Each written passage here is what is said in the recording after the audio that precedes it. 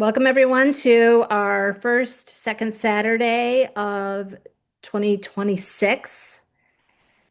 Whew, hard to believe it's 2026. Sandra and I are going to be talking about building community with WCA and what is going to be going on this year. We'll have some conversations about community and what it means to you. So I'm going to start sharing my screen and we will get rolling. There we go. That's what I want. All right. Can everyone see our first slide here? Yeah. Okay. All right. So welcome to Building Community with WCA. Our I am Laura Morrison, WCA Programming Chair and past president.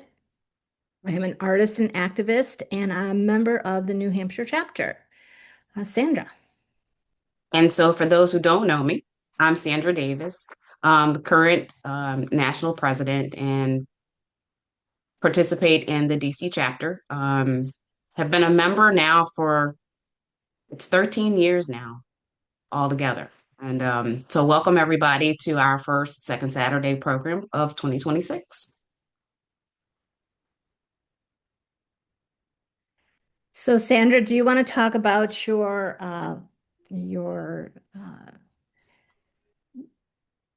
words of intention for this year? Yeah, so for those who do know me, several years ago I stopped doing a New Year's resolution because I felt like you're kind of dooming yourself to fail with these resolutions and these high expectations. And so I felt that it was important to maybe come up with a theme or a series of words that I wanted to sort of live by for the year. So I took that same sense and applied it to WCA. So you guys remember last year and the year before, it was seen, heard, and recognized. So we were being very specific in how we were showing up as an organization and things that we wanted to focus on. So for 2026, the three words are intention, community, and succession. And when we think in terms of intention, um, how are we focused? How do we come together as a group with a shared purpose? And, when we're making decisions, when we're coming up with the programming, when we're looking at the exhibitions that we want to work on, how how can we make sure that the intention that we put out there, we get the result that we want? And so if somebody makes a suggestion and it doesn't fit within that theme or parameter, doesn't mean that it's the bad theme or the wrong theme. It just may not be the theme for the moment. So we want to make sure that that intention is very focused and very purposeful. When it comes to the word community, again, that community that we build not only with our neighbors and our neighborhood, the members within our chapter and where we sit geographically, but also the community overall within the organization, and then the external community. Who are our partners? Places where we show our work, other organizations that we want to partner with. And that sense of community and what that does and how that builds and strengthens us as an organization. And then the word succession. Um, a lot of you know that I worked for a bank and just recently retired. And I worked with a lot of nonprofit organizations as part of my client. And one of the things that always surprised me was the fact that these organizations didn't have things in place. So when the treasurer left, who was going to be the new treasurer? When the president of the organization left, had they been doing a search to make sure that that position was replaced? So when we look at the intention, the community that we have built, how are we now then planning that succession for the next future leaders within the organization? So I thought it was really important that these three words were going to guide us for 2026. Thanks, Laura. All right. So we'll be starting with intention, what we are planning for our WCA members in 2026. So Sandra, you want to start with our national exhibition? So again, I have been talking about this now for over a year, and the submissions are coming in. The goal for the US is to celebrate the 250th anniversary of the country. And being in the Washington, D.C. area, I always have a strong connection to, as a women focused art organization, if there should be any group that's out there with words to say and images to share around these national sort of initiatives, it should be WCA. Um, what are we feeling? Whose independence are we actually celebrating? And so I thought it was super important that WCA has a voice in this conversation and that we did it on a national level. And the fact that the exhibition is going to be taking place in our Washington, D.C. market at a very, very specific location. So prior to me coming up with the words intention, community, and succession, I was already being very intentional with where this exhibition would take place. I had shared this with you all on several occasions last year, but one of the reasons that the Workhouse Art Center was selected, they've been around since 1910 and was originally a reformatory, sort of a prison environment for the DC area. And it was also the location where, during the women's suffragist movement, over 168 women were imprisoned there. And so there's been various documentaries and stories told about what was happening during that time. And on the campus, there is a small museum that celebrates and promotes what that conversation was like. So not only are we celebrating the 250th anniversary of the country's constitution, we're also looking at, in this current environment, the independence being stripped away, right? And how do we as artists show up and share what's on our minds around this particular subject matter?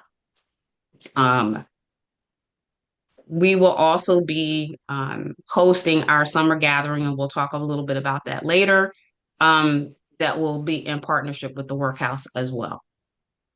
So you I guys have until January 31st to get your work submitted. If you entered into the Fall of Freedom exhibit, almost any work in that exhibit is would work really well in this exhibit. So I encourage you all to get on it and enter. And do you want to talk about our partner? Yes. So again, when we're talking about community, was very, very intentional again about the partner that I wanted to sort of match our mission. So I Support the Girls was founded in 2015, and it was in response to a young woman who had recently had a baby. Her size had changed, and she wanted to do something with bras that she had that were in really, really good shape, and she wanted to donate them. In the course of the first couple of years, she would go from one person's home to another. If you just leave the box on your front porch, I'll come by and I pick it up. And then she would drop it off at these shelters.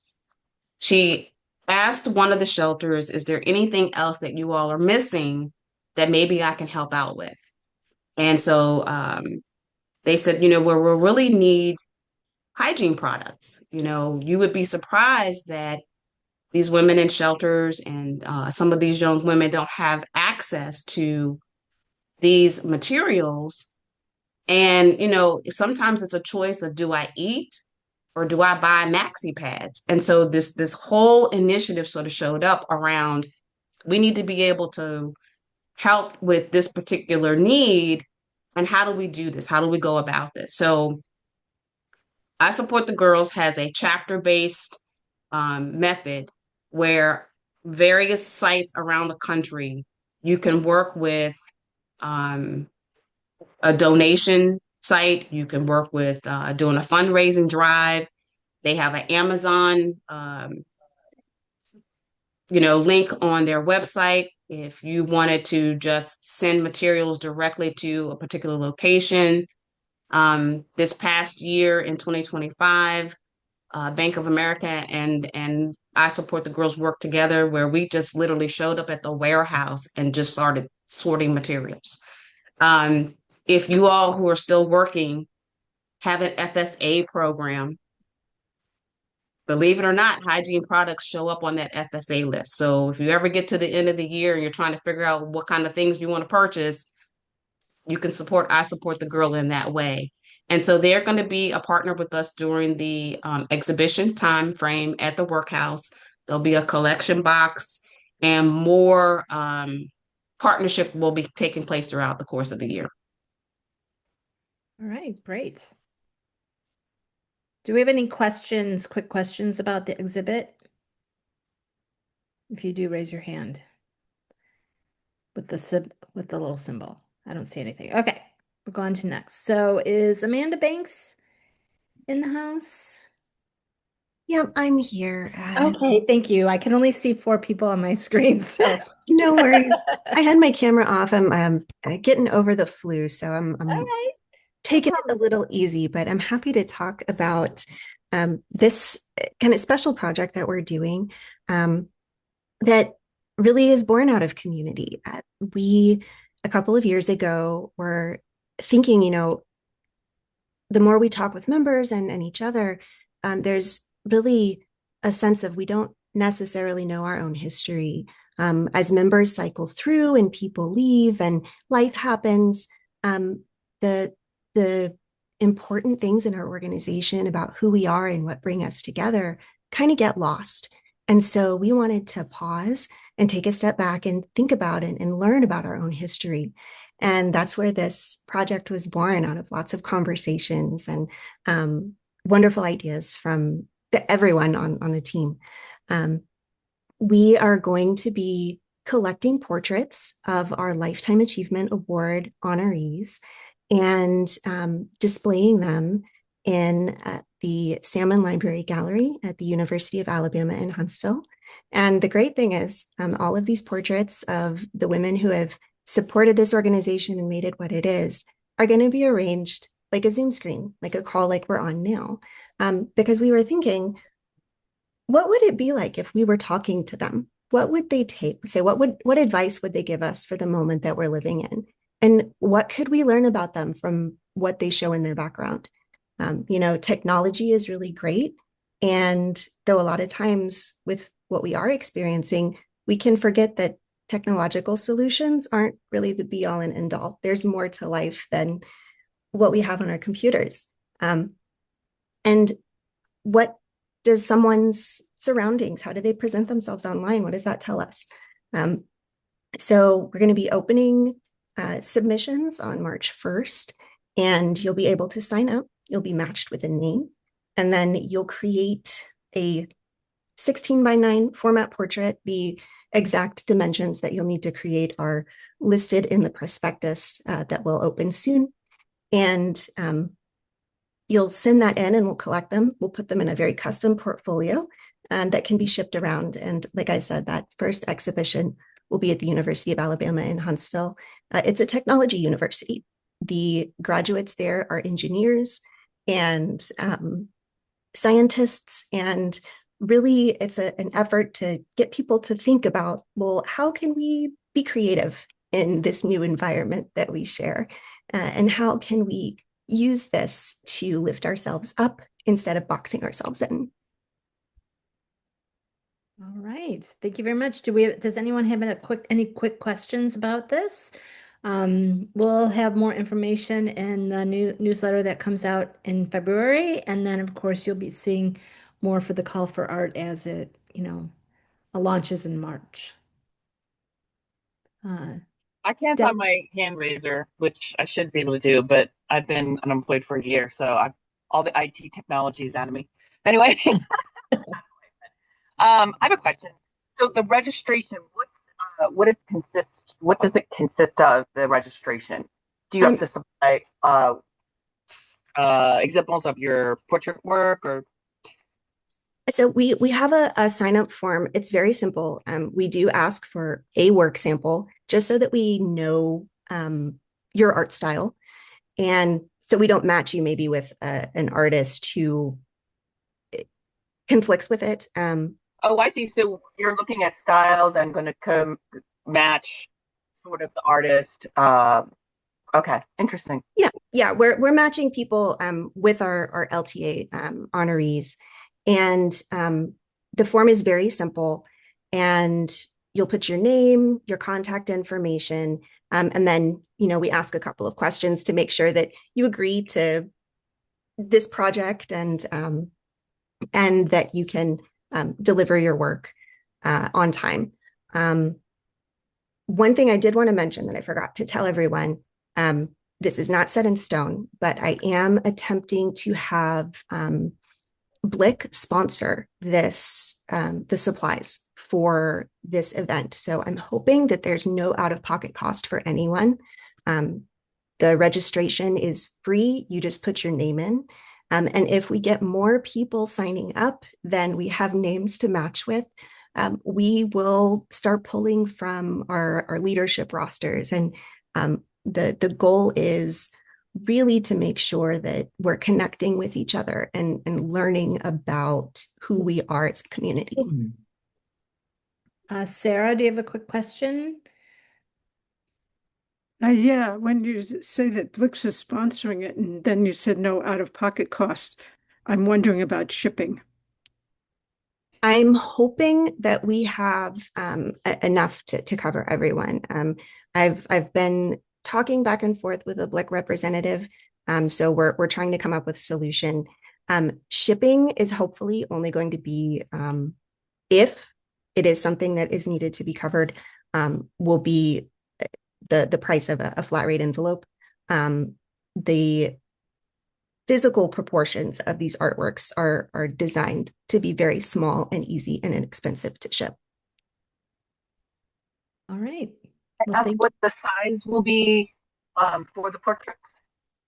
I believe that it works out to be about 10.5 by 6 inches. They're not huge. And that is,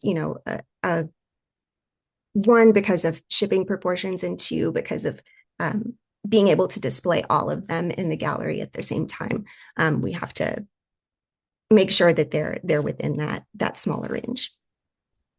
Amanda, I have a question. When we send something that is an example of our work, I don't think I have a work that's exclusively a portrait. I do have some portraits within another work. Should I go ahead and make some portraits so that I would have one that you could look at? You can send an example of whatever you have. We're just asking for one image. So a work that you feel is representative of the techniques that you use, or the way that you approach a subject is totally fine. Okay, thank you. I have a question. When you say you match the artists one to the other, what do they have to do? Do they have to paint on the same canvas together, or what is the? So when you register, you will just send in your name and your information. And we have a list of former Lifetime Achievement Award winners. These are women who have made a really significant contribution to the arts. And after you register and everyone is able to sign up, we're going to send you a message, and you're going to receive the name of the award winner who you've been matched with, and you're going to receive a little bit of information about that person. Then you'll take that name and whatever research that you do about the person that you've been matched with, and you will create a portrait that is your interpretation of who that woman is and what she surrounded herself with, how she would present herself in a Zoom call. And we'll collect those portraits and display them. You're not working with another artist. You are, the artist is your subject. Does that clarify things? Yes, I think so. Thank you. Yeah. Mhm. All right, quickly, Sarah. So I have another question. Does that mean then they don't have to be, this isn't necessarily about realism? Exactly. We want your interpretation. If you are paired with an artist who maybe would present themselves in an abstract way or a surreal way, we would love to see that. Okay. Well, thank you, Amanda. Thank you. So the net another exhibit that will be coming up this spring is the Echo Art exhibit. Is any chance Sandra Wolfson here? No. Okay, then I'll talk on it. So if you are in the Echo Art Caucus, they're going to be doing a spring online virtual exhibition. This coming spring, it will launch on Earth Day. And the title for the exhibition is Ripple Effect, What We Have Lost, What We Have Gained. So anyone can join the Echo Art Caucus. You can go into your member clicks and just click on the Echo Art Caucus uh, box if you're not already a member. And then you'll be welcome to enter this exhibition. It will be one piece per person, from what I understand. And it's free. It will be, no, I think we're going to be doing a small donation to the Echo Art Caucus, like very small. So stay tuned for that. That information will be going out through the caucus fairly soon. They're having a meeting coming up in a week or two, and going to get rolling on all of that fairly soon. So, any quick questions about the Echo Art exhibit? No? Okay, great.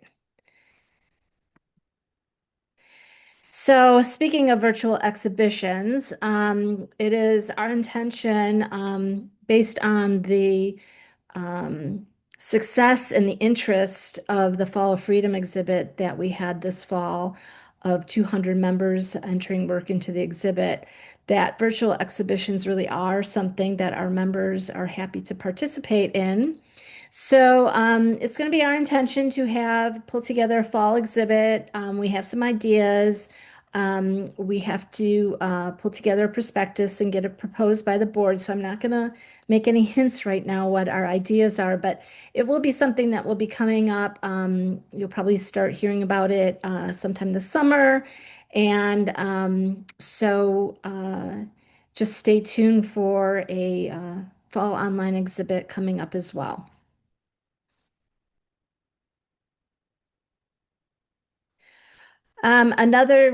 Sarah, I you had have another go back question. to that. Go ahead. Do we know what the visitor hit rates are and throughput for exhibits? Are they I would being love to received? answer that question for you, but I don't know how to, I haven't checked. Or if I'm not quite sure how I can do that, but that is a Okay, really good point I can help that, you. okay. okay. Okay, Deb. So I am going to, I don't know because I haven't checked or I haven't tried to check, to be honest. We had a online opening, reception and discussion for the exhibit, and quite a few people came and they had looked at it. So I do know a lot of people have seen it, and I've heard back from people about it. So, but I'll try and get that. That's a very good question, and I will try to get those answers. Um, Okay, thank you. just for my own use. It'll be good for the future fall exhibition. All right. Um, Also coming up this coming week, it was mentioned in the January Pulse that there will be a call for panel proposals for the WCA affiliate session that we are given at the College Art Association conference.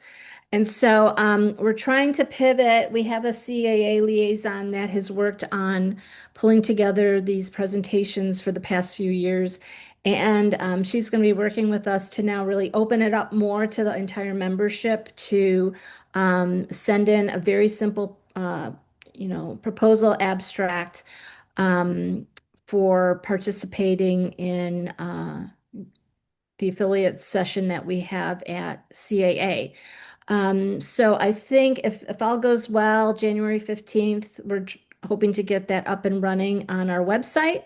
But in the meantime, if you have an idea of a session you would like to do, we just really need your name and contact information, a 100 to 200 word abstract, and a 2-page CV. So it's a very simple process.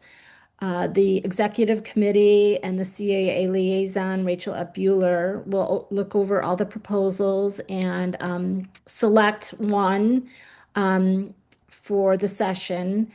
Then the process goes that we have to submit that then proposal to CAA for their approval. And then once we get their approval for the panel, then that session chair can go about building their panel.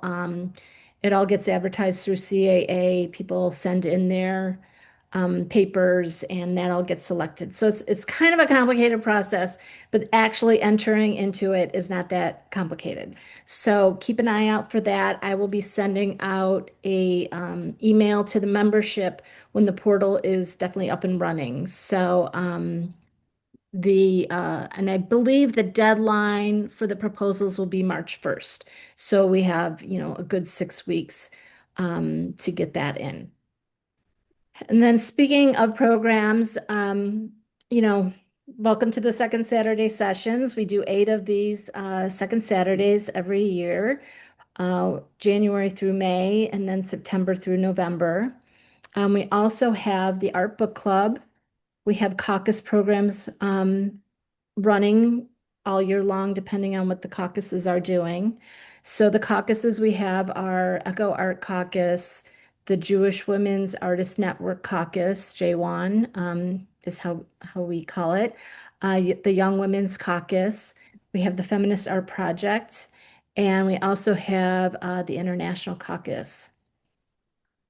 And it was at this point in time, is Susan from Southern California here?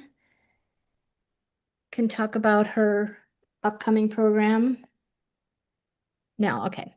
In the newsletter, if you want to check back on it, if you're interested in this program, we'd like to point out that the chapters often do programs, and they sometimes will open them up to anyone can come to it. So Southern California on January 15th is doing an artist conversation moderated by Sue Van Geer. And it's called Embers exhibition that they're presenting. And when the fires, I'll just read the little write-up for it. When the fires came for Los Angeles in January 2025, 7 members of the Southern California chapter of the Women's Caucus for Art lost their homes and studios in the subsequent maelstrom. In recovery from the devastation, these women became aware of the pain not only of the loss of all the precious items within their homes, but the deeper wound caused by the destruction of one's life's work, their beloved art represented. The Embers exhibition was conceived to honor the work of Brenda Hurst, Beanie Kamen, Sandra Mueller, Simon Revel, Kathy Saltzer, Karen Schiffman, and Nancy Spiller. The exhibition was produced from photographs and documentation of selected works chosen by each artist. It opened January 7th, 2026, marking the 1-year anniversary of the start of the fires. So please join us for this special conversation on Zoom. So if you go to the, Susan asked if we could talk about this today. If you go back to the January Pulse newsletter, the Zoom link is in there to this program. And I believe it's also on the Southern California's website, so you can Google that and look into it. So we welcome any chapters who want to do a national program to, please let us know, and we can advertise it in Pulse.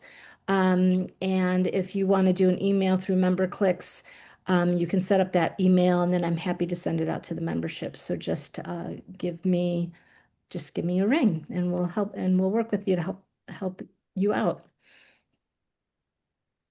So moving on, we're going to talk now about community and how you can join in. And so, Sandra, I'm going to throw it over to you to talk about the summer gathering. Perfect. Thanks, Laura. So, with Southern California even sharing their program, that also is another way to experience community. So, depending on where you reside, that was very devastating on the West Coast. Here in DC, while we have, severe weather, most of us have never experienced anything like that. And so, any way that we can be in support of our Southern California members, that's just another way of expanding our community. We had a very successful summer gathering in Savannah last year, and there isn't a current active chapter in Georgia, but we had a couple members in the Savannah area that was able to help us host at SCAD our summer gathering last year. What we found out was being in person, that connecting with one another. And not that Zoom technology is not a great thing, because it does help broaden that community aspect, but being in person, being able to hug one another, being able to sit down next to another person, you get a better sense of that community and how we can support one another. The different panel discussions, being able to share a meal together, really, really proves that's part of WCA's legacy, that getting together in person. And so we wanted to continue that going into 2026, that we will again have a summer gathering here to support the Independence for Whom's exhibition. This is also right into, again, being very intentional with the timing, the dates, places. While there'll be a lot going on July 4th, and all the big hubbub and all the big celebration will be happening, that week of July 4th, our gathering will be the week after. And this way we can sort of come together again as a group. DC chapter is going to be sort of spearheading, sort of boots on the ground in terms of physical support, hands-on support. There has been a committee that's already been pulled together, but if anybody else wants to join in to help out, we already have our hotel location has already been solidified. And most of this information should go on the website by February 1st. It'll also be in February's Pulse. But we're really looking for an opportunity to pull together some different panel discussions. Amanda has got a project that she's working on that she was able to get an individual grant for. That's also going to be part of this. I support the girls. We'll have a presence within this time frame. And so it's expanding that community again. Not only are we looking for opportunities for the DC chapter members to be engaged, but then that ripple effect thing is going to happen, right? So you're going to tell a friend, you're going to tell another artist, you're going to tell another person, this thing is happening this week. We're inviting members from all over the country to come and participate and stay with us. And again, we're expanding our community, we're expanding our visibility, that we are an organization that's been around for a long time. We've got something to say and we've got something to share. So it's important that being in person strengthens the organization. I welcome questions. I welcome suggestions. Here's a way to join a committee to get involved, because we're really looking for ways for folks to get involved, even if it's just for a one project. Here's another way to connect with leadership, not only locally, but also nationally. Laura and I met in Chicago at a conference. Most of our conversation has been virtually throughout the last couple of years, but this is how we pull together. We're connected spiritually, we're connected through our artistry, but we're also connected through our support of the organization. Somebody said, when is it? July 9th through the 12th, 2026. Right. And the information will be coming out more on the website fairly soon. So another way that we're building community is through pods. And so we've started at the national level with our art activism pod. I am the facilitator. We meet the first Saturday of the month.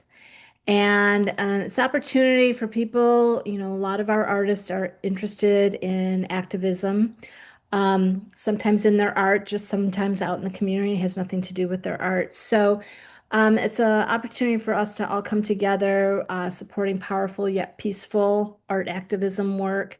The Zoom link comes into your box. You don't have to register or join. It's a confidential, safe space to be. We don't take attendance. We don't do recording. We don't do AI um, summaries or anything like that. And everything that we talk about in the space is confidential. We talk about our projects. We talk about our ideas. Um, when the Fall of Freedom call came out, we jumped up on that and pulled together the Fall of Freedom, Freedom of Expression exhibit. So that was sponsored by the Art Activism Pod. So we welcome anyone to come and join us. And speaking of pods, in terms of building community, at the chapter level, it's a really great way to build smaller communities within the chapter. I'm a member of the New Hampshire chapter, and we have several pods that we have going around the state. And even though we're a small state and it doesn't take that long to come to visit with each other, sometimes, and I think Adele can, having to get in your car and drive 20 minutes in an ice storm is not something we want to do. So, um, having local pods in different parts of the state gives all the artists an opportunity to get together, share work, or do studio visits, or go see a show. So if that interests you, it's a very easy thing to do. Talk to your chapter leaders about it. And it's just raising your hand saying, well, I'll do the first Monday of the month and we'll meet at the coffee shop. Anyone who wants to join me, we can meet there. It's super simple. And so that's kind of what we've done here on a national level. We just had, I decided to start this because we had a lot of activists and, I just opened the session and we all share, and it's a very easy thing to do. So if anyone's interested in doing a different sort of special interest pod at the national level, you could give me a call or email me and we can talk about ideas of what you'd like to do and present it to the board. And if you get the go ahead, we could add more pods to our national collection of community. Another community that we built is the WCA Art Book Club, which is coming up Wednesday is our first one. We're reading The War of Art, which is a history of artist protests in America. So I'm about halfway through. I'm leading the discussion on Wednesday, but it's been pretty interesting. And we you can go on the website and download all the books that are coming up this year. I have a small committee. We meet at the end of every year to pick the next year's books. But if you ever have any book suggestions, just drop me a line and I will put it in the ever expanding list that we pick from. A Zoom link comes into your inbox. You don't need to sign up or join. You come even if you haven't read the book. There's usually interesting discussion around different topics of reading in the book. And we welcome everyone to join us. It's a great group. We usually have around between 15-ish people. So it's not so large that you can't have a nice discussion. One of our caucuses is the Young Women's Caucus, and they do monthly meetings, and they have a very nice website you can check out on our built within our website. Maddie Sterling is the caucus chair, and they say anyone who is young at heart is welcome to join the Young Women's Caucus. So it's a great group of women. And if you're interested, again, just go into member clicks and click on the Young Women's Caucus. I think in order to support their website, it might be $5 to join. And Karen Lunar, our operations manager, can send you a simple invoice and you can get in on the Young Women's Caucus. Laura, before you move on from the Yeah. YWC, one of the things that I thought was really fascinating with this group is the fact that they recognized that there was an opportunity to sort of separate themselves as a young and upcoming voice. And so they decided together as a group that they would charge that $5 fee so they would be able to have their own website.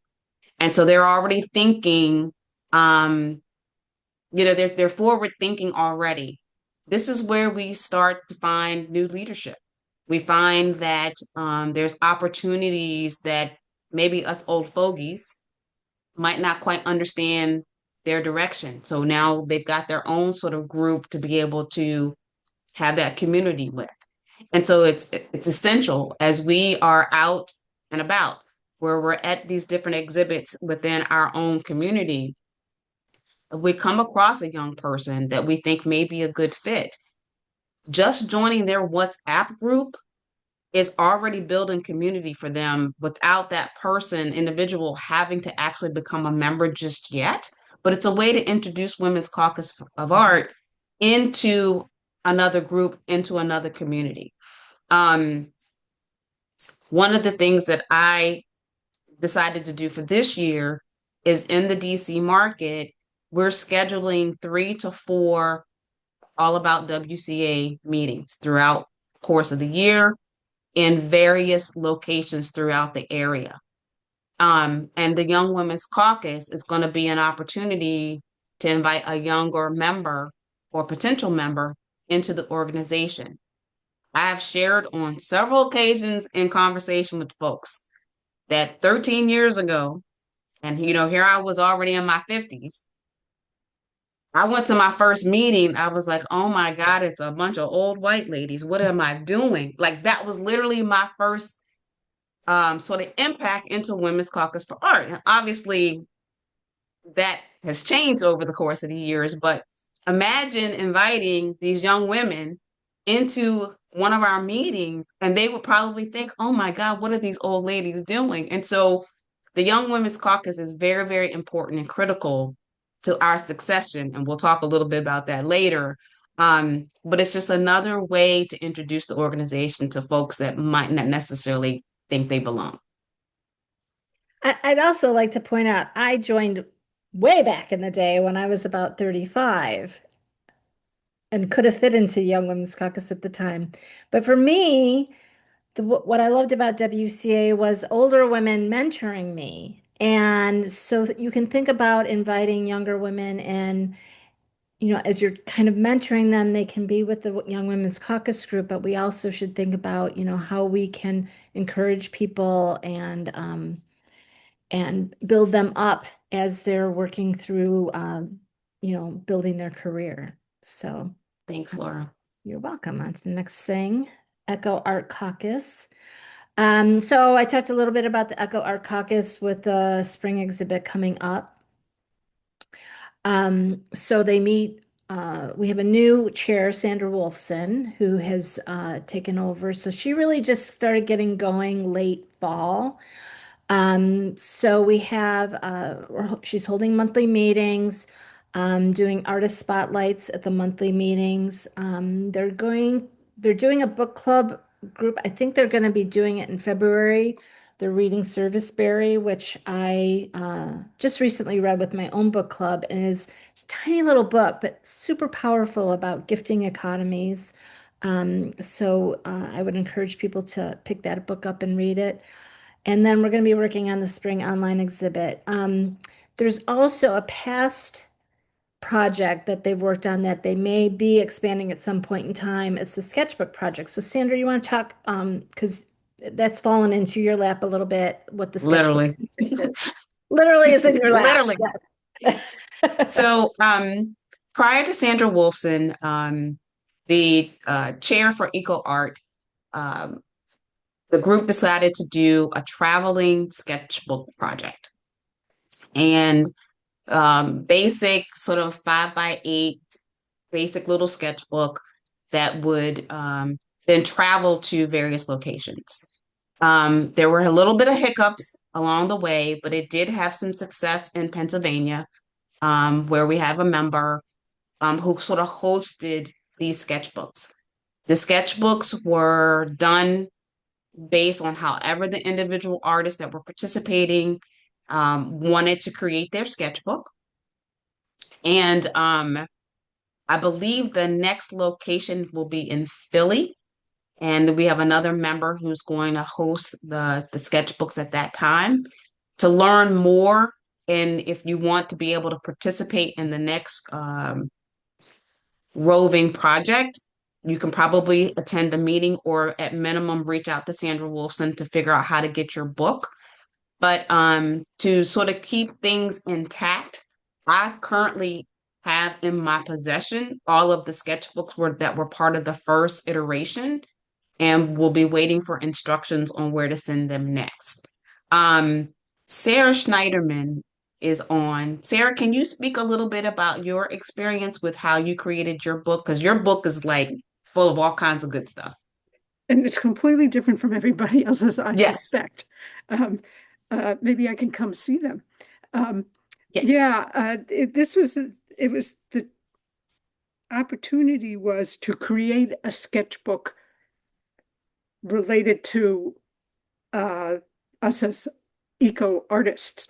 And so what I did was I didn't create beautifully little curated images or discussion of the environment. Instead, I just saved my non-recyclable trash and put it into the sketchbook, stapled it in coffee bags, um, fruit labels, the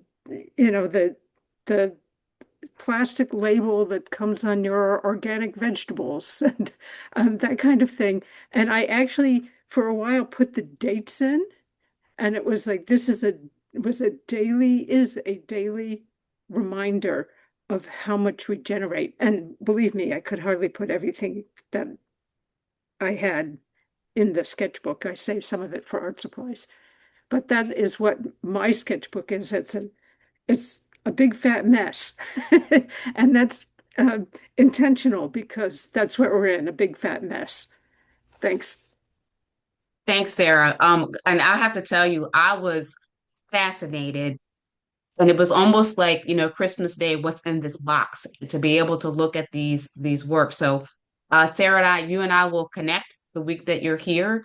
I would love to invite you to the house and we could just kind of go through them and have an amazing discussion, I know. But more to come on eco art. This is again another forum of community that if this is where you sort of reside, if this is the type of work that you want to be involved in, we've got a little group that can help support that. This kind of sort of falls in the activism range as well. So we see a lot of cross-pollination with the two pods. But that's okay. That's 100% okay. And part of this is to show you all there is a place for you within this organization. You just have to tell us what that is. And if you're not seeing it, let's have a conversation because maybe we need to create it. All right. Another caucus we have is the Jewish Women's Artists Network, more commonly known as J1. Idel, are you in the house? Want to talk a little bit about that? Yes, I'm here. Okay. Yeah, I was just happy to be here. I'm a co-chair of J1 with Rona Lesser, who's in Texas. I'm in my jewelry studio right here. Over the past, we've been doing this now for about 3 years, and we've done a number of successful mostly gatherings like presentations and some workshops, online workshops. And right now we have an upcoming meeting on January 18th. The focus of that meeting is one, just to get some of us together and see who's really interested in the caucus right now. And the title was Being a Jewish Woman Artist in 2026, What Impacts You and What Shows Up in Your Life and in Your Work? What do you need to thrive and how can J1 help support you?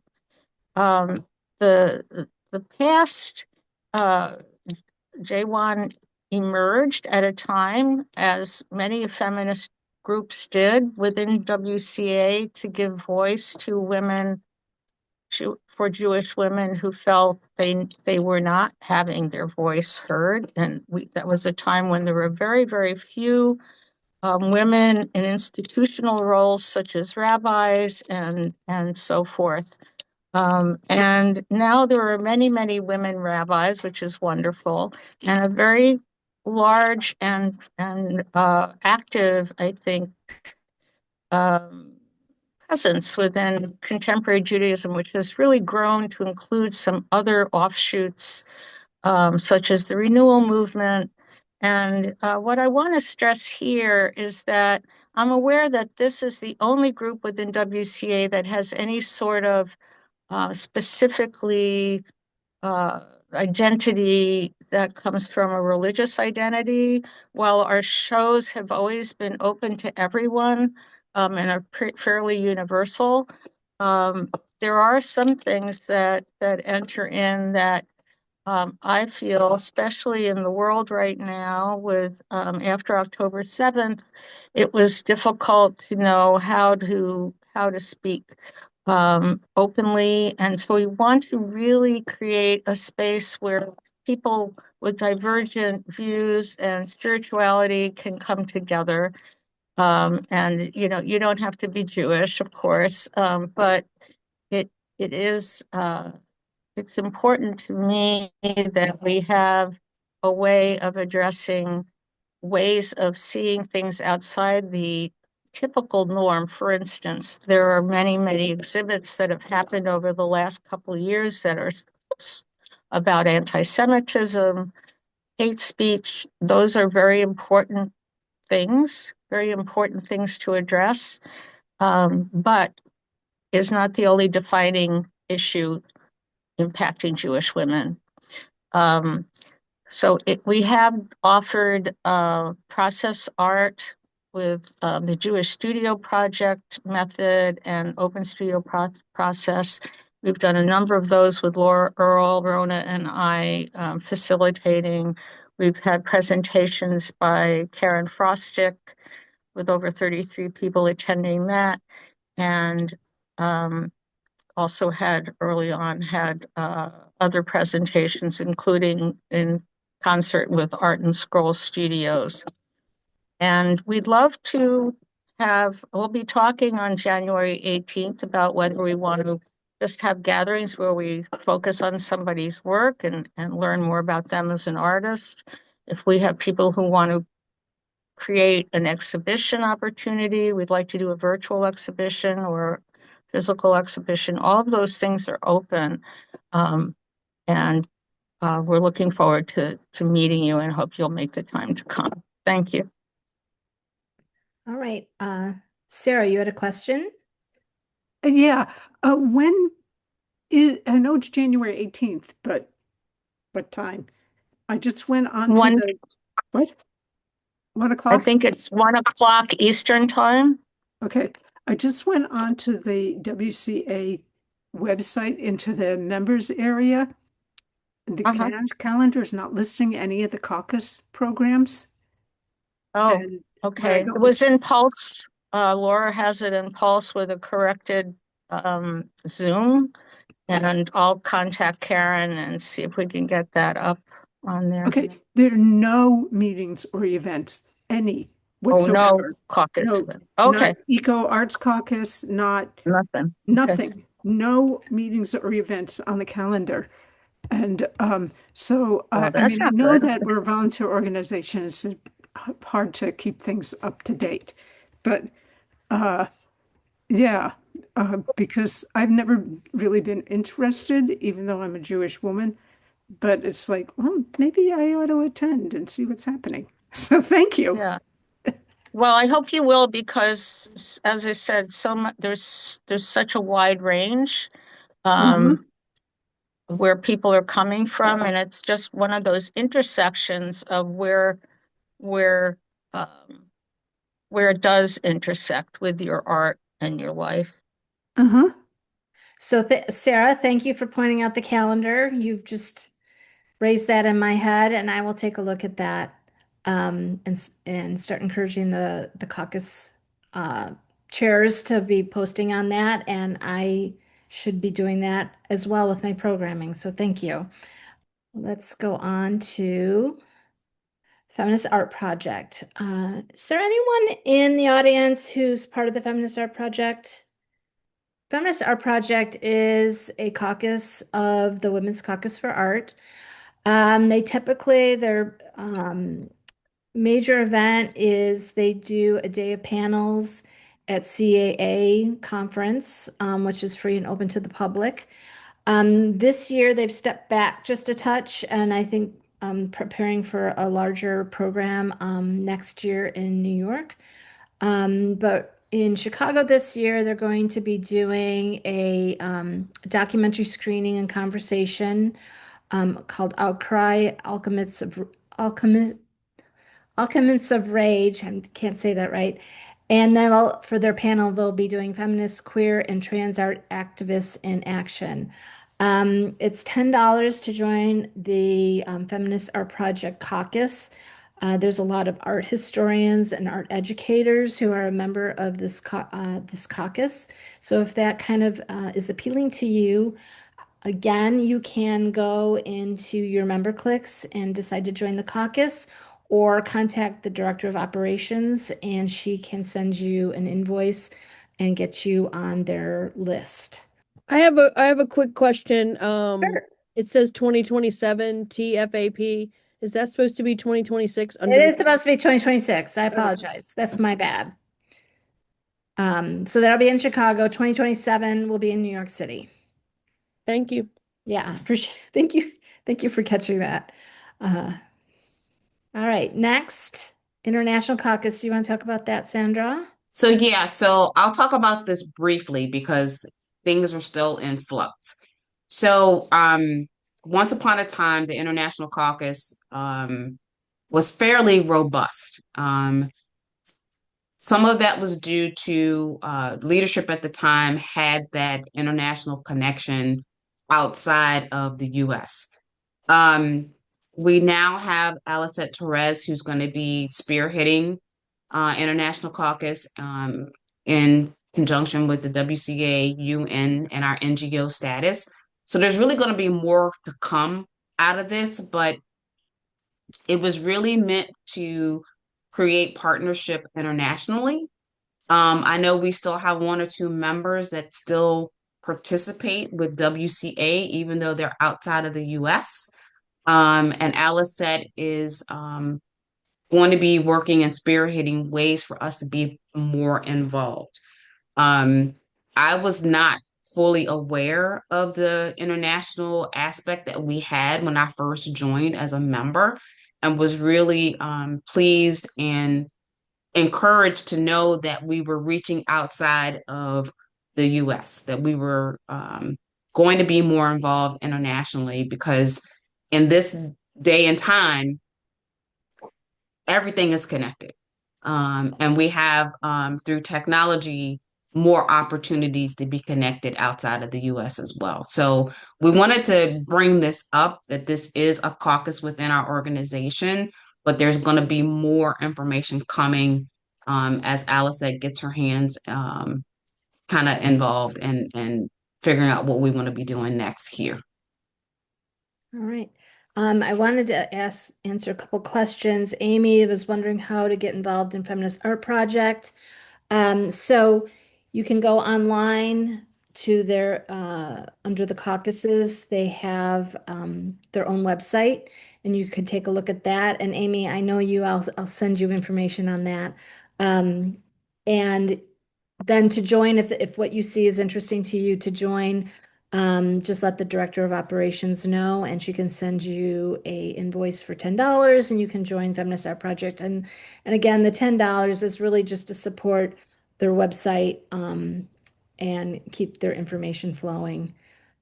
And then the other question, Marlene, is there anyone doing work on breaking isolation for senior women living in or on elder homes? Not that I know, not that I know of. We are not doing something like that right now, but maybe this is part of a discussion that can happen later on when we're talking. We're going to do little breakout sessions for community and then come back and talk about community. So we can talk there. Another project that got launched with WCA last February at the College Arts Association was the I Am Grateful for You postcard project.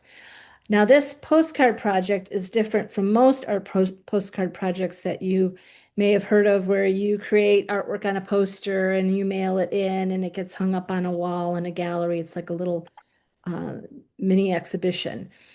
These are blank postcards that have been pre-printed. And the goal of this is just to decorate the front and then send a message to someone that you are grateful to or grateful for.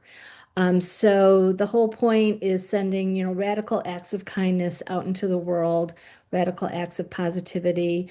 We worked with Ann Lebovitz to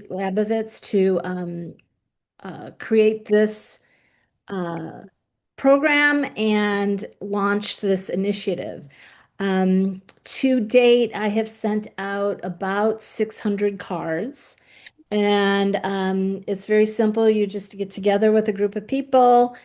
The cards are free. They decorate it, write a message, and then you can mail them off. You can use a postcard postage stamp for them. So if anyone, I still have a lot of cards left. Making this as a 1 year uh, initiative, a 1 year program, but I would like to continue it until I have sent out all my postcards. So I have about 500 postcards yet left. I'm sending a few more out today to some people who were interested from the Art Activism Pod. If you'd like more information, you can go on to the programs part of the website and look at the calls for art, or just contact me. And if you'd like to do a program, either with your chapter or with someone in some group in your community, or just send some postcards out on your own, I am happy to mail them out to you. I've mailed them out to libraries. We're going to be doing, with the New Hampshire chapter, we did a bigger um, community project where we had several artists man tables with art supplies. We're going to be doing a very small um, program in a couple weeks pre-Valentine's Day, where that's going to be the focus, to send out kind of loving, I am grateful for you postcards. So it's just been a nice, very positive activism project within the WCA that has been kind of going under the radar for the whole year, but has actually, a lot of chapters have done this project as well. So just contact me if you want more information. So our next thing is finding your community. Another way to find community within WCA is just to log into your member clicks portal on our WCA website. You can search for different people in your area. If you are going to be visiting a different state and you think there might be some WCA people there you'd like to meet, you can put in location and see if you can find other members that you'd like to match up with there. You can look for other painters, other photographers, whatever your medium is, you can search that way. So looking outside of your own chapter, it's a way to look, can noodle around member clicks anytime you like. People put up their websites, other information about themselves. So that is another way to find your community. And then another way is, if you're more visual, go to the gallery portion on the website. Uh, people, anyone can do this who is a member. Send in a square image, and your website, or I guess you could do your Instagram or Facebook page if you'd rather do that, or other social media. And it will get put up on the gallery section of our website. And so that's another fun way to find other members who might be doing the same sort of work you're doing, or work you're interested in, or if you're curating a show and you're looking for some artists, this is another really good place to go and find, artists that you might want to be working with. Any questions about the gallery? So we're going to do a little breakout session to talk about community with questions to consider. So what does community look like to you? Thinking about that. And if you have you found a community within WCA? And if not, what are you yearning for? Something to talk about. I'm going to kind of stop my share. Let's do, well, now we have 21. So let's do 7 breakout rooms. We're just going to assign them automatically and do it for about, I don't know, what did you say, Sandra? 8 minutes? 6? Yeah, just a short amount of time. And so again, the prompt is, what does community look like to you?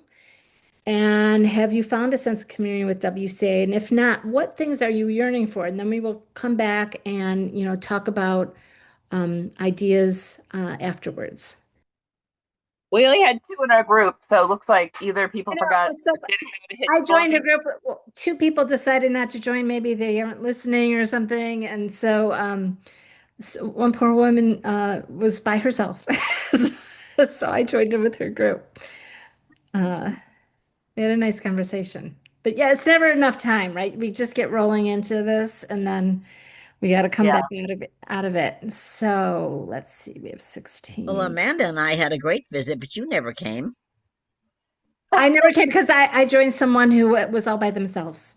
Oh, So I wasn't snubbing anybody. I just didn't want to okay. be I figured you must poor have been Marlene busy because you were all by moderating herself. everything. Yes. I appreciated it. Yeah. So, Thank all you. right. So let's take, we've got a little bit of time here, not too long. We always do a hard stop at 3. Oh, But I this is this thought is it was 1 to 2:30 today. it is 1 to 2:30, but sometimes we Ah, go long. So if you I have to go, no shade. okay. Um, uh, but we'll keep rolling for a little while longer so we can talk about.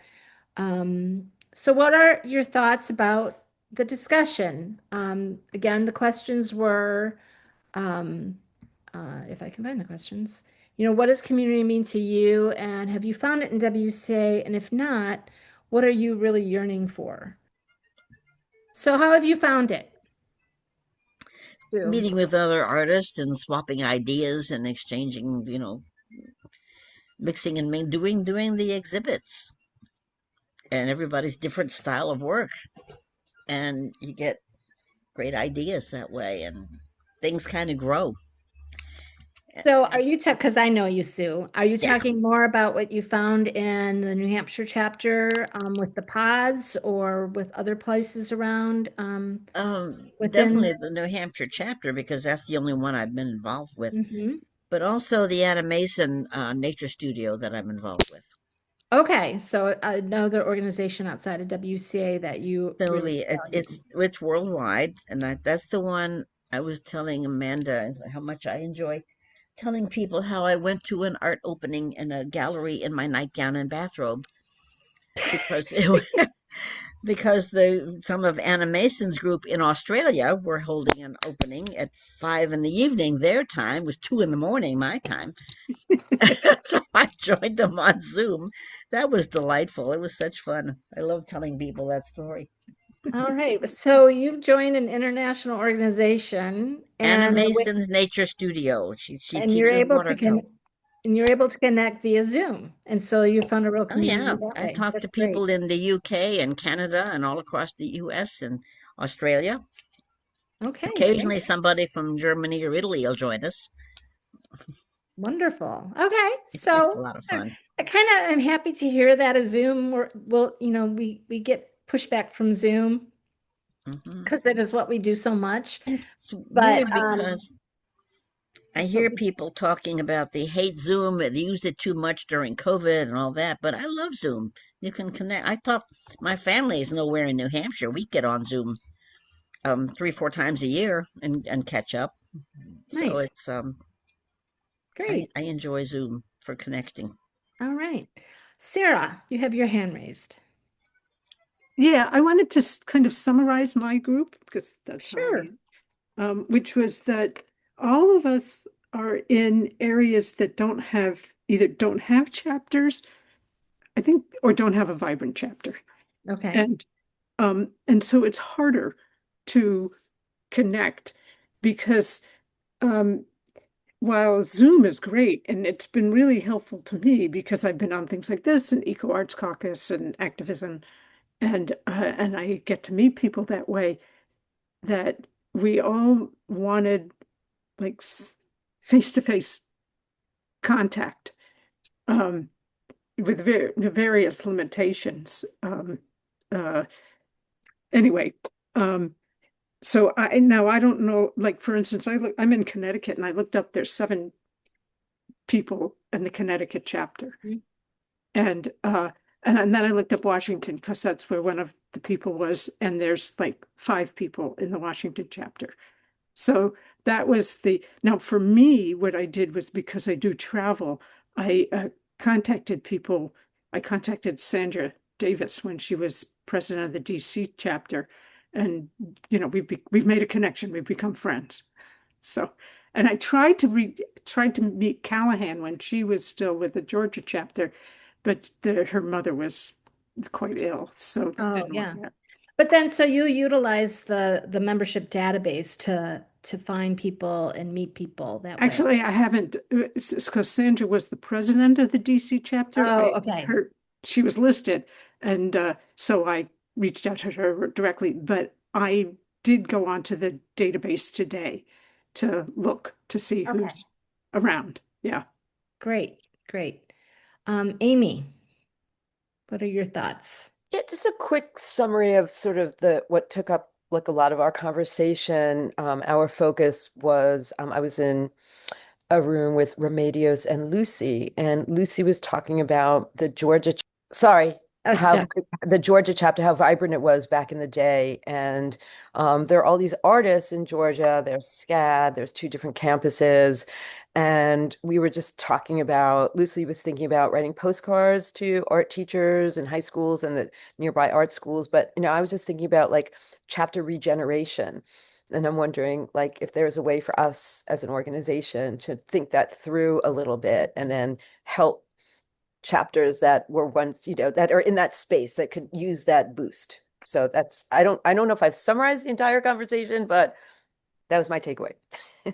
Yeah, so I can speak to that just super briefly. Like one of the things that we've been kind of recommending if someone's interested in kind of rejuvenating a chapter is to try and do a pod in their area first. So it's very low key. You're not having to start from scratch with the chapter. You're just really trying to get maybe it's a members at large pod within Georgia.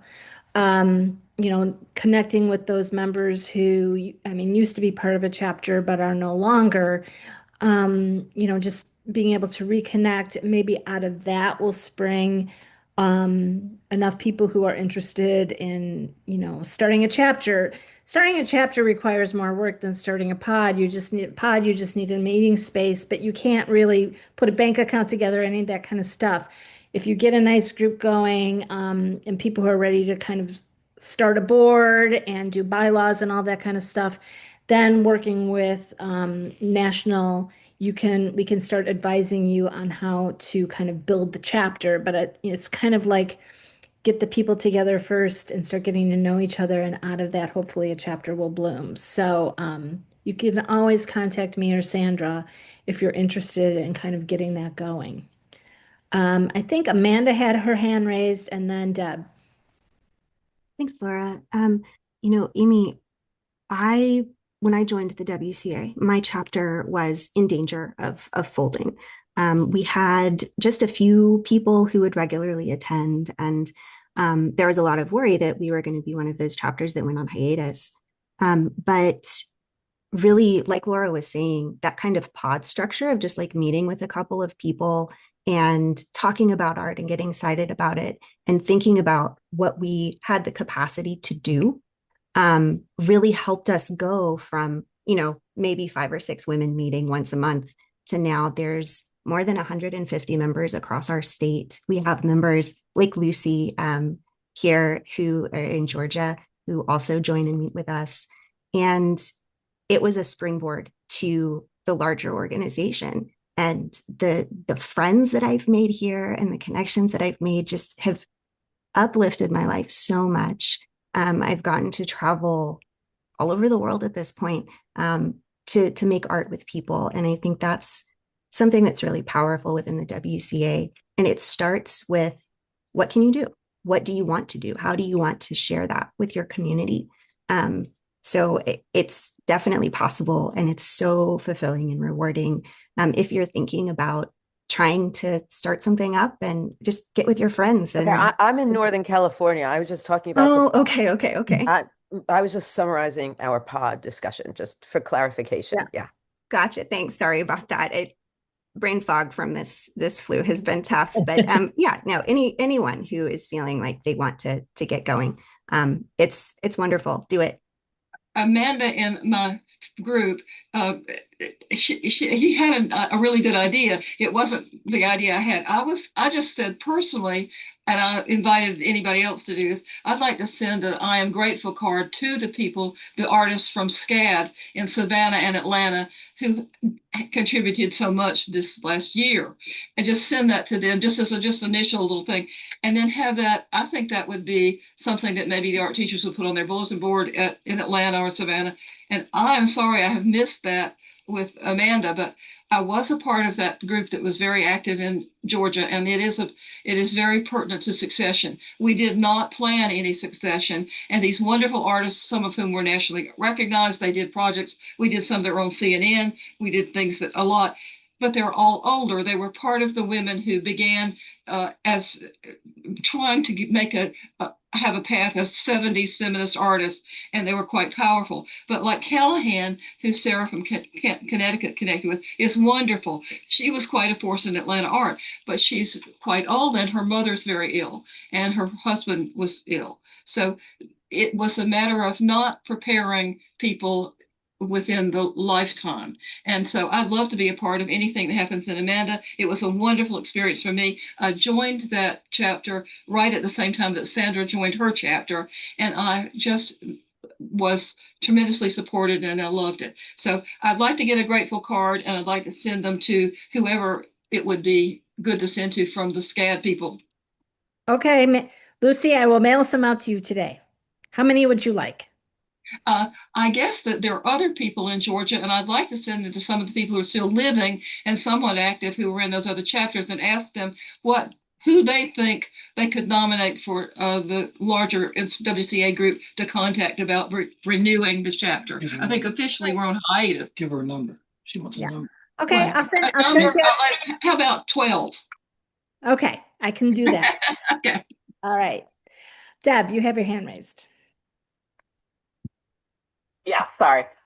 So I wanted to go back to like the chapters that aren't really busy, and I'll say like what we did at the DC chapter. Because if you heard Sandra in the beginning, she said she joined. There was a bunch of older white women, and I actually felt the same way. I joined and then went to my first get together, and I was like, oh wow, this is the DC area. Why is it just a lot of Caucasian women? And there were two people of color there, Sandra and another member. So what we decided to do was create an exhibit. And I know if you have a small chapter, this might be a little bit harder, but you can do it. All you need is like two people, one person to help, spread the word, and the other person to keep track of things. It's not that difficult, and I'm sure you could find someone that does exhibits that could help mentor you in doing that. We found having that call for art geared towards social and racial justice, like George Floyd stuff, it brought members to our chapter, because of course there's a discount if you're a member, and people that had not heard about us were like, oh wow. And now our membership is much more diverse than it was, and we gained a lot of members doing these exhibits. All you need is a space, community center, library, office, Again, if you need help with this, I'm sure there's plenty of women that have done exhibits for WCA that can assist you. But I feel like, yeah, you do need to gather people, but the way you can do that is creating an exhibit that is geared towards bringing women in your area to the chapter. Great. And I should point out, I'll put the link, I'll try and find the link. We have an exhibitions manual on our website that is very comprehensive and can be used as kind of a starting point for any sort of exhibitions, large or small, that you would like to put together. So I will try and get that into the chat here. Um, but Virtual exhibits as well. So you could do a virtual exhibit to start off with. It's not as much work because you're not going to a physical location, taking in work, tagging everything. It does create some work when you're using like a gallery. If you're using the gallery walkthrough, the Kunst Matrix software, for example, that is a little bit of work. It's not difficult at all. But you could just put up the images on your website and just have people come and take a look. So anyway. yeah. Well, yeah, the Fall of Freedom exhibit was pulled together in basically 3 weeks. And so where it's a virtual exhibit, where can you do an exhibit of 200 works in 3 weeks? I mean, so it's a really nice way to pull together something, quickly, but also relatively easily. It doesn't take a lot of tech savvy to do it. Any other ideas, suggestions, um, anything that people have been yearning for that they'd like to see with WCA? Oh, Lucy, I saw you hang your. Yes.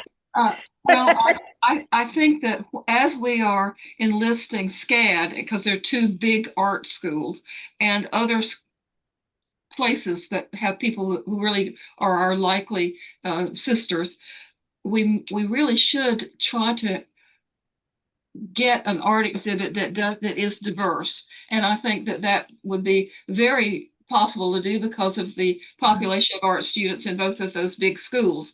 And I'm not saying that's an exclusively who we should touch base with, but the last time I touched base with SCAD when they were first forming, it was to have a connection to the state deaf school here.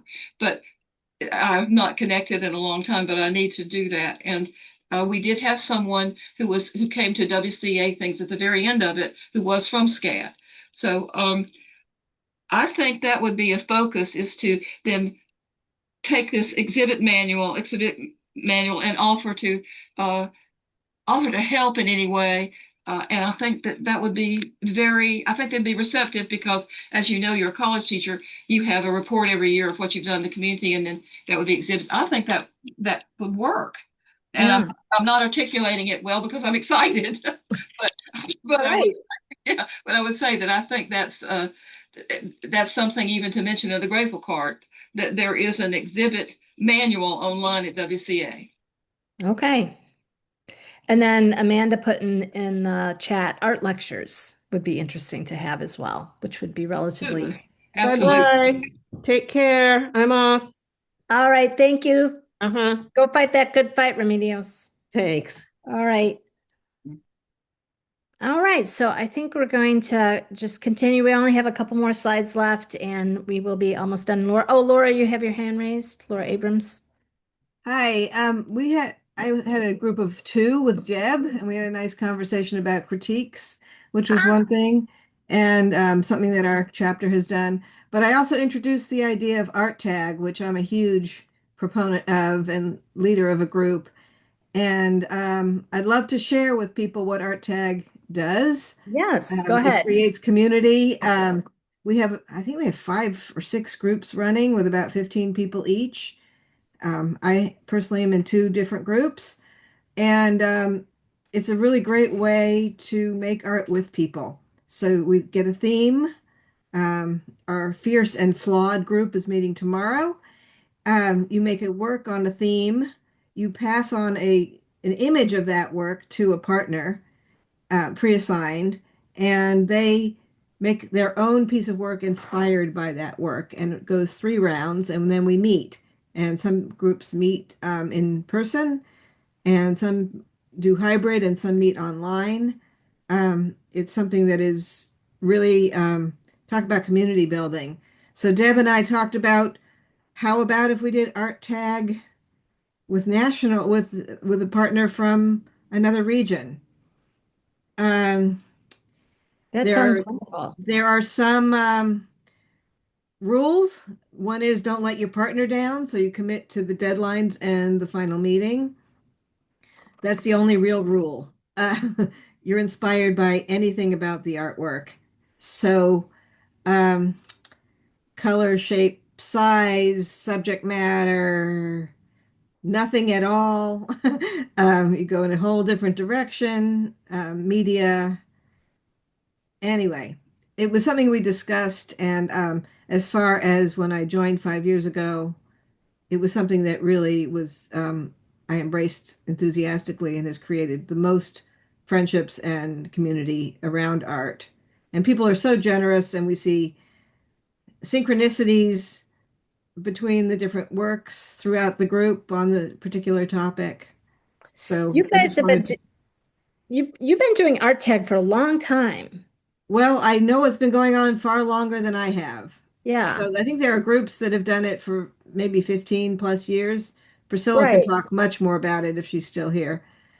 And yeah, Yeah, Priscilla, how long have you been doing? Because I've been fascinated by this in that Yeah, that you it's keep going. It doesn't seem like anyone's gotten tired of it. I think it started like in 2000. Let me just check the history, but it's been going on since like 2008 or something like that.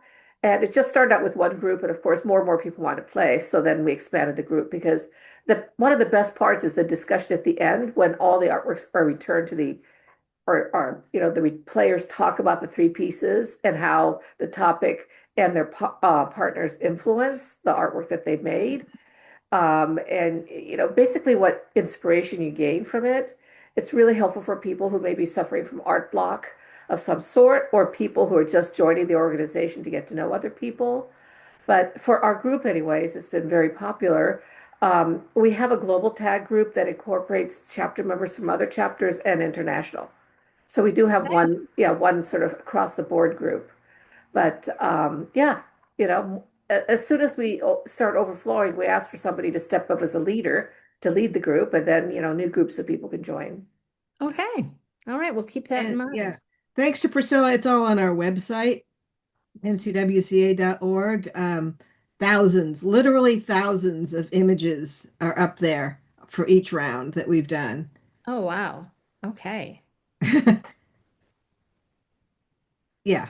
So anybody who would like to talk to me or Priscilla about it, I'll volunteer myself first because Priscilla is recoiling uh, from all of the things that she's doing. But I'm happy to forward the write-up that I did for new leaders. Just Okay. So give me a put give that, me a call. put your information and maybe the tag to the website on in the chat. That'd be great. Okay, All right. I'll try. Sandra, are we ready to sew it up? Okay. Yes, indeed. Uh, So this was awesome, ladies. I think it's super important that we kick off the year with really understanding what the organization is offering, um, the initiatives that we support and want to make sure that um, we're available. We're open. In my little group discussion, Priscilla and Tammy and I talked about, you know, not being so closed-minded, but being open to suggestions and new ideas and new ways of doing things. Um, and part of that is as we are looking for new leadership, things don't always have to be done the way they were done before. We can shift, we can pivot, we can be open, we can be pliable, right? And so as we are moving into this year, it's the middle of January almost already. We need help. We need your help. We need new blood. We need new infusion of ideas. Um, I know we say younger artists, but it could just be young because they're new to the organization. They don't necessarily have to be young chronologically, right? We need freshness. We need a new perspective. We need folks to help us out with communications and social media. We need folks to help out with exhibitions. Um, if you have a strong idea about something that you feel would make a fantastic exhibition, let us know, talk to us, come to us, and let's see if we can make these things come to fruition. Will they happen in 6 months? Maybe not. Will they happen maybe next year? Absolutely. We want to be able to work with you. If you've had some experience leading an organization or a group, we want you to share that experience with us. We're going to be, you know, we don't necessarily talk about fundraising specifically, but as an organization, part of our funding is our membership base. We survive based on our membership dues. So the more members we have, the more money there is in the coffer for us to be able to do things. Um, Amanda spoke about her initiative with the Zoom project, where we're hoping that Blick is going to sponsor some things, but if they can't cover all of it, how else are we going to cover some of those expenses? So, you know, look within yourselves, look within your circle, look within your chapter. Who sort of stands out that may have some potential leadership capabilities? I stepped in as president with like, oh my God, am I sure do I want to do this, right? But I have a serious support team that helps support these initiatives. Um, we get called out if things look crazy. Like, hey, are you sure you want to be doing this? And we have a discussion about it. You're not by yourself, and you should be in chapters that want to support you all in your individual chapters. It shouldn't be a one person fits all because this is what I say and this is the way we've done it all this time. We should be open to change with the times that we're changing with, right? This is my plea. This is my call for help. We need your assistance with leadership growth. And that's where that succession piece comes in. We heard Lucy talk about there wasn't a plan for the Georgia chapter to have a succession, like who was going to take over next. So these are viable conversations that we should be having every time we get together with one another, whether it's national or whether it's at your chapter level, because things happen. People, we grow old. There's illnesses, there's families that we have to support. Sometimes we have to step away from these things. So knowing that we've got a pipeline of people that we want to encourage to step up to that next leadership role is super, super important. But thank you, Laura, as always, for all your support in getting this pulled together today. I appreciate all the feedback that we've gotten from the discussion today. Please do not be shy. Please do not hesitate to reach out to one of us with those ideas and suggestions. But I will throw this out there, and Deb Walmer, if she's still on, if you have an idea, I need to know A to Z how this idea is going to come to fruition, and not for you to assume somebody's going to take it up. Deb is laughing because we have this conversation on a regular basis. So think about it, right? So your intention, what community is it impacted? How's it going to come to fruition? But I really appreciate everybody today. And that's all I have. Yeah, that's been wonderful. So thank you everyone for coming. I know we ran long, but we have a lot going on and we had good questions and good discussion. And thank you for the feedback about community. So I've made some notes and we will go forth and prosper. All right, Take care, everyone. everybody. Have a good one. Bye-bye.